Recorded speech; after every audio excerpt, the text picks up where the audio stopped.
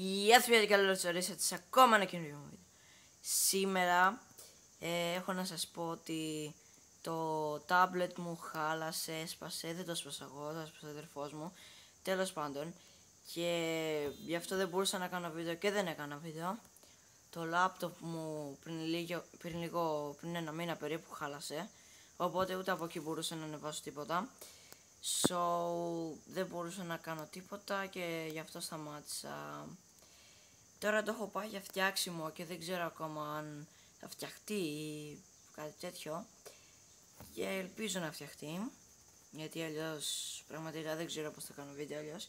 Τέλος πάντων, το βίντεο το κάνω αυτό μέσα από το tablet του αδερφού μου. Και τέλος πάντων, έχω κάνει ένα καινούριο κανάλι μουσικό με κάτι φίλους μου. Λέγεται 3Dust, θα το βρείτε κάτω στην περιγραφή. Και έπιασε ο πατέρας μου πριν λίγο καιρό ένα ψάρι που θα σας το δείξω ακριβώς τώρα. Για το τέλος.